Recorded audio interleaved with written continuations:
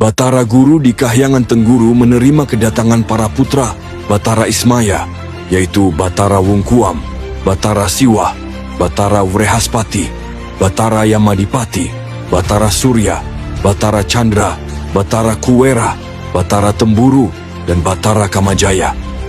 Rupanya sebelum berangkat menuju alam Sunyaruri untuk bertapa, Batara Ismaya telah berpesan kepada mereka supaya mengabdi kepada Batara Guru di Kahyangan Tengguru. Batara Guru menerima pengabdian para keponakannya itu dengan senang hati. Batara Guru lalu membicarakan adanya sinar teja atau semacam pelangi tegak lurus yang berasal dari wilayah pegunungan Himalaya di sebelah tenggara Kahyangan Tengguru. Batara Guru mengetahui bahwa sinar teja itu berasal dari seekor sapi betina bernama Lembu Andini yang dipertuhankan oleh masyarakat di sekitar sana. Batara Guru lalu memerintahkan Batara Wungkuam dan adik-adiknya untuk menaklukkan sapi tersebut. Para keponakan pun mohon izin, kemudian berangkat segera. Lembu Andini adalah sapi betina yang dapat berbicara. Ia dihadap pengikutnya dari kerajaan Himaka yang bernama Prabu Japaran dan Patih Parasdia. Seluruh rakyat kerajaan Himaka telah memuja dan menyembah Lembu Andini bagaikan Tuhan. Dalam pertemuan itu, Lembu Andini meramalkan akan datang pasukan dewa yang dikirim Batara Guru untuk menaklukkannya. Prabu Japaran pun diperintahkan menghadapi kedatangan mereka itu. Tidak lama kemudian, para putra Batara Ismaya telah tiba dan langsung dihadang pasukan Prabu Japaran. Batara Wungkuam meminta Prabu Japaran supaya meninggalkan penyembahan terhadap Lembu Andini dan menganut agama dewa. Prabu Japaran menolak dan ganti meminta para dewa supaya menyembah Lembu Andini. Perdebatan itu berlanjut dengan pertempuran. Dalam waktu yang tidak terlalu lama, para dewa berhasil memukul mundur Prabu Japaran beserta pasukannya. Lembu Andini datang ke pertempuran. Batara Wungkuam dan para adik berusaha menangkapnya, namun mereka tidak mampu menandingi kekuatan dan kesaktian sapi betina itu. Bahkan, daya perbawa yang dipancarkan Lembu Andini justru membuat para putra Batara Ismaya itu terlempar kembali ke Kahyangan Tengguru. Melihat para keponakan tak kuasa menghadapi kesaktian Lembu Andini, Batara Guru pun berangkat sendiri. Setelah berhadapan dengan Lembu Andini, mereka langsung terlibat adu kepandaian. Ternyata Batara Guru dapat menebak asal-usul Lembu Andini yang merupakan anak seorang jin bernama Jin Roh Patanam. Lembu Andini marah sekaligus malu karena kalah dalam adu kepandaian. Ia pun menyerang Batara Guru dan terjadilah pertarungan. Setelah bertempur cukup lama, akhirnya Lembu Andini menyerah tak berdaya, terkena daya kesaktian Batara Guru yang mengerahkan aji pengabaran. Batara Guru kemudian menaiki punggung Lembu Andini dan menjadikannya kendaraan. Prabu Japaran dan pasukannya datang ke tempat itu. Mereka terkejut melihat ada seorang laki-laki menaiki punggung sapi betina yang mereka sembah selama ini. Lembu Andini menjelaskan bahwa sejak hari ini ia memeluk agama dewa dan Batara Guru yang berdiri di atas punggungnya adalah Raja para Dewa. Prabu Japaran dan yang lain masih bimbang dan ragu. Namun setelah Batara Guru memancarkan kesaktiannya, mereka pun meringkuk tak berdaya dan menjadi pengikutnya pula. Batara Guru lalu membawa Lembu Andini naik ke Kahyangan Tengguru, dan sejak saat itu sang sapi betina menjadi kendaraannya. Batara Guru pun mendapatkan julukan baru sebagai Sang Hyang Pasupati, yang berarti penguasa hewan ternak. Sejak zaman Sang Hyang Nur Cahya sampai Sang Hyang Tunggal, agama dewa hanya dianut oleh makhluk berbadan rohani, yaitu para dewa, jin, dan siluman. Begitu Batara Guru berkuasa, pemeluk agama dewa menjadi berkembang pesat, yaitu merambah para makhluk berbadan jasmani, antara lain bangsa manusia dan raksasa.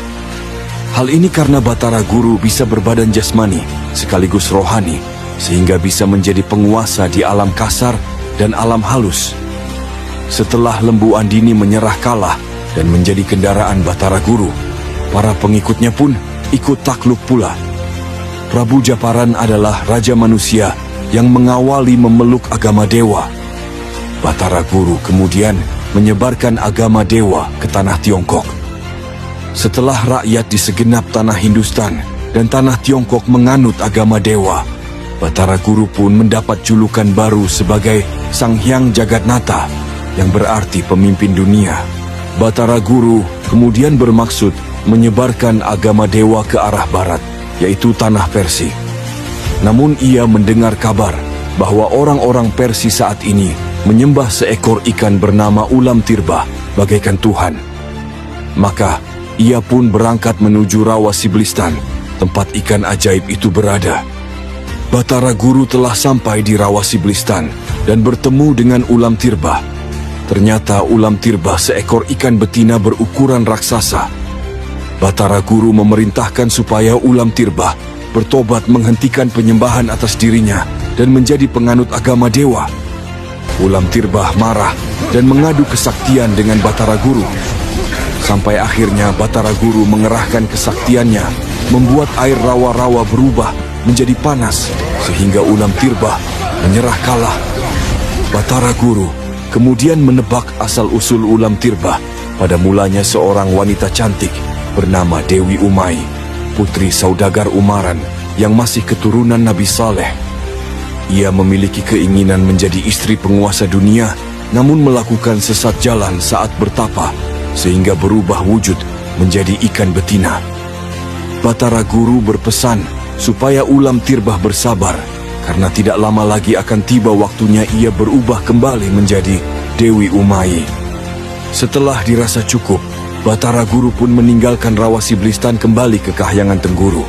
Setelah ulam tirbah mengalami kekalahan, kerajaan Persia tiba-tiba diserang wabah penyakit. Banyak penduduknya yang tewas menjadi korban. Bahkan, raja negeri ini yang bernama Prabu Dirjasta juga terserang penyakit dan meninggal dunia. Putra mahkota bernama Pangeran Dastandar menggantikan sang ayah menjadi raja. Ia mendapatkan petunjuk dari para ahli nujum bahwa ulam tirbah yang disembah bangsa Persia sekarang telah tunduk kepada raja dewa bernama Batara Guru. Para ahli nujum pun menyarankan supaya Prabu Dastandar pergi memohon kepada Batara Guru untuk membantu melenyapkan wabah penyakit tersebut dari kerajaan Persia. Prabu Dastandar pun berangkat dengan menyamar sebagai rakyat biasa. Namun ia tidak tahu harus pergi kemana supaya bisa bertemu Batara Guru. Maka ia pun memutuskan untuk bertanya kepada ulam tirbah di Rawasiblistan. Di tengah jalan Prabu Dastandar bertemu seorang saudagar bernama Umaran yang ditemani keponakannya bernama Patih Turkan. Saudagar Umaran adalah raja kerajaan Merut, yaitu negeri para pedagang. Ia mengaku telah kehilangan putrinya yang bernama Dewi Umay. Menurut petunjuk di alam mimpi, putrinya itu akan muncul di Rawasiblistan berkat pertolongan Batara Guru. Prabu Dastandar merasa kebetulan karena ia sendiri juga ingin bertemu Batara Guru. Maka ia pun menawarkan diri kepada saudagar Umaran dan Patih Turkan untuk menjadi penunjuk jalan menuju Rawasiblistan. Ketiga orang itu lantas pergi bersama-sama. Prabu Dastandar, saudagar Umaran, dan Patih Turkan telah sampai di Rawasiblistan. Prabu Dastandar mengadakan puja samadi, dan kemudian ulam tirbah pun muncul ke permukaan. Ulam tirbah mengatakan bahwa dirinya tidak lagi pantas disembah karena sudah tunduk kepada Batara Guru dan menjadi penganut agama dewa. Tiba-tiba Batara Guru datang di Rawasiblistan. Daya perbawanya yang memancar membuat Prabu Dastandar, saudagar Umaran, dan Patih Turkan jatuh pingsan. Setelah mereka bertiga sadar, segera buru-buru menyembah kepada Batara Guru. Batara Guru menjelaskan kepada saudagar Umaran bahwa putrinya yang selama ini hilang dan dicari-cari tidak lain adalah ulam tirbah tersebut.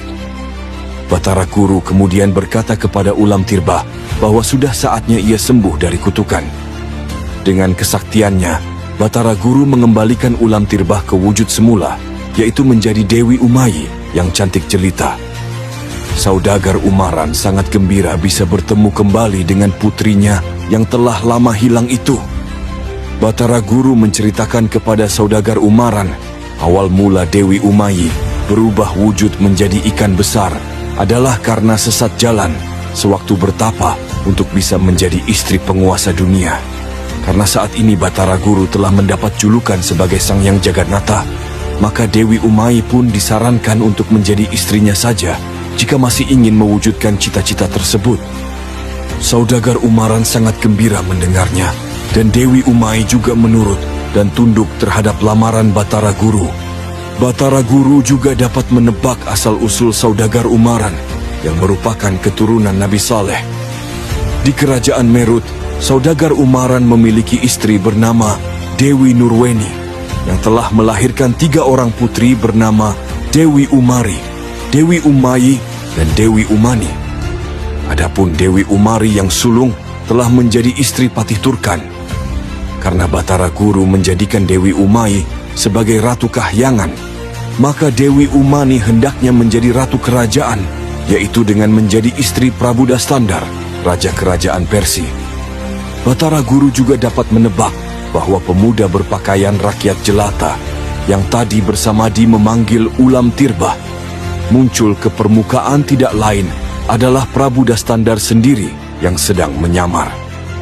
Saudagar Umaran sangat gembira menerima saran tersebut.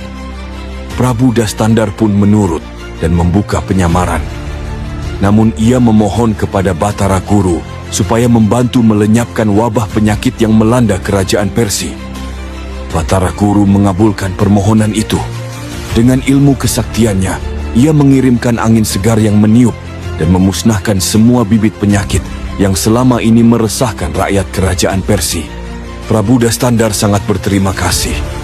Ia kemudian mengikuti saudagar Umaran menuju kerajaan Merut untuk menikah dengan Dewi Umani. Sedangkan Batara Guru membawa Dewi Umayyi ke Kahyangan Tengguru untuk dijadikan ratu di sana. Sejak saat itu, Dewi Umayyi resmi menjadi istri Batara Guru dengan bergelar Batari Uma. Dengan demikian, inilah pertama kalinya keturunan Sayyidina Anwar bertemu dengan keturunan Sayyidina Anwas menjadi satu keluarga.